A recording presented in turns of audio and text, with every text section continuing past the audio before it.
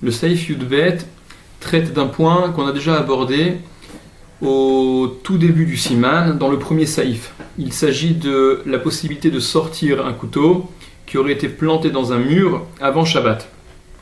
La halakha dit Sakin sheutachouv bekotel shel etz, un couteau qui est planté dans un mur de bois. Le Mishnah Bora expliquera pourquoi un mur de bois plutôt qu'un mur de pierre. Mibe odium, quand il fait encore jour, c'est-à-dire avant Shabbat. Assour leotzio be Shabbat, il est interdit de le sortir pendant Shabbat, donc de dégainer ce couteau qui aurait été planté dans ce mur.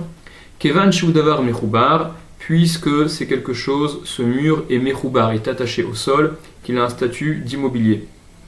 Et que, en le retirant, fatalement, on élargira le trou que ce couteau a causé lorsqu'il a été planté. Et donc on est dans une situation de psik recha, c'est obligé que le trou soit élargi, et ça ce serait donc une tolada, une dérivée de bonnet, de construire, comme on avait expliqué dans le premier saïf. Aval, mais imutachouf besafsal, s'il est planté dans un banc, vechen bechol davar talouche, et ainsi dans toute autre chose qui serait arrachée dans le sens qui ne serait pas attachée au sol, donc qui est de l'ordre du mobilier et non pas de l'immobilier, mutar leotzio, il est permis de l'en faire sortir, il est permis de retirer ce couteau de cet objet dans lequel il aurait été planté. Aga, le Rama rajoute, ve'im datsa ve'shalfa mi beodium, et s'il l'a planté et il l'a retiré avant Shabbat, donc ça a été non seulement planté, mais on n'a pas attendu Shabbat pour le retirer la première fois, on l'a déjà retiré avant Shabbat, donc l'entaille a été élargie, on a fait ça mi beodium avant Shabbat, à filou bekotel charé, même dans un mur, ce sera permis dans ce cas de le retirer pendant Shabbat. Explique le Mishnah Bura. Shel etz, le mur en question, c'est un mur de bois et non pas un mur de pierre. Pourquoi? Nakat shel etz, il a enseigné de bois, le Shulchan Aruch, des bekotel shel levenim, parce que dans un mur de pierre, matsui kama pa'amim, il se trouve parfois, chez en shurotehem medubakim zelazé, que les lignes ne sont pas collées les unes aux autres, c'est-à-dire les rangées de briques ne sont pas collées les unes aux autres, ve'az, et alors, mutar le otsi, il est permis de faire sortir, de retirer ce couteau qui aurait été planté, à filou imlo hayadatsa ve'shalfa mi beodium, même s'il n'avait pas été planté et retiré avant Shabbat, c'est-à-dire que un mur qui aurait été, un couteau qui aurait été planté entre ces deux rangées de briques, qui de toute manière n'étaient pas vraiment collées, n'étaient pas vraiment proches l'une de l'autre, et entre lesquelles il y avait déjà suffisamment de place, ça n'est pas fatal qu'en retirant ce couteau par la suite, on élargisse le trou que le couteau a causé, parce que de toute manière, c'était déjà assez large et déjà assez ouvert pour que, en ne l'ayant planté qu'une fois avant Shabbat et en le retirant pendant Shabbat, alors on n'est pas en situation de psikrecha, on n'est pas en situation de forcément on va élargir ce trou en le retirant.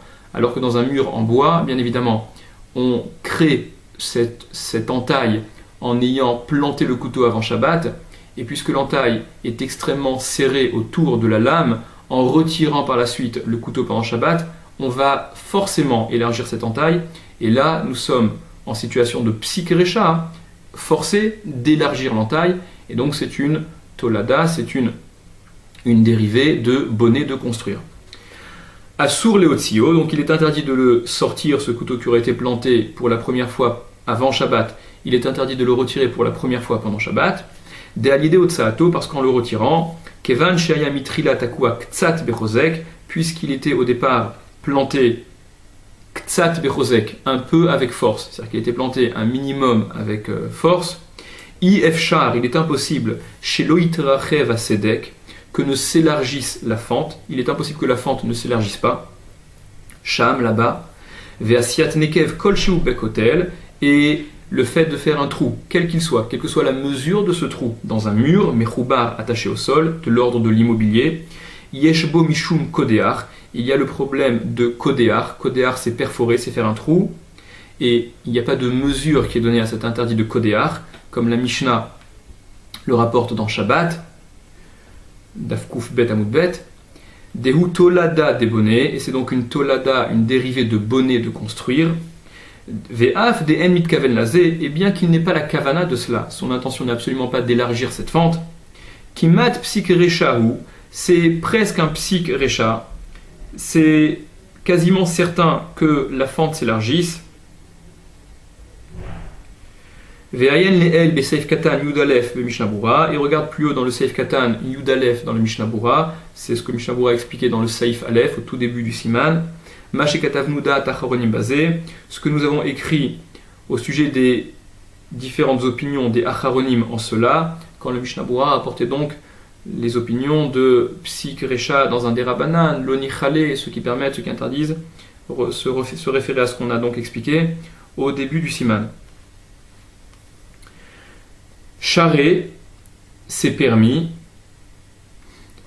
si c'est ce que le Rama a rajouté, que si par contre, avant Shabbat, ça avait été planté et retiré, donc il y avait déjà eu cet aller-retour, alors même pendant Shabbat, retirer de ce mur le couteau qui a été planté, c'est permis. Les otsi, c'est permis de le faire sortir. Ve'af larzor velitrov oto, et même le replanter à nouveau dans cette fente. Bakotel du mur. Des kevan des kvarnaat sasakin bakotel mi beodium, car puisqu'il a déjà planté le couteau dans le mur avant Shabbat, veotsio, et qu'il l'a ressorti, vehadar naatso, et qu'il l'a planté à nouveau. Donc le Mishnah Bura rajoute en passant qu'avant Shabbat, il l'a planté, il l'a enlevé et il l'a replanté. Car pour pouvoir être retiré pendant Shabbat, c'est qu'il a été forcément replanté. Alors, en ayant fait tout cela avant Shabbat, kvar urchav mekom moshavo, il a déjà été élargi l'endroit de là où a été placé ce couteau. Cette fente a déjà été élargie par ces différents passages. Vetu, et dès à présent, loave psik recha, ça n'est pas un psik recha, ça n'est pas forcé que la fente s'élargisse à nouveau pendant Shabbat. Aval, mais imlo chazar venatsumi beodium, s'il ne l'avait pas replanté également avant Shabbat, donc pas simplement planté et enlevé, mais également replanté pendant Shabbat, avant Shabbat, niré de assour, il semble que c'est interdit, litrov auto bekotel, de le planter dans le mur, des adaïn lonitrachev, parce qu'il ne s'est pas encore élargi ce trou, cette fente. Bame sheoti opamachat, dans le fait de l'avoir sorti une fois, minakotel du mur.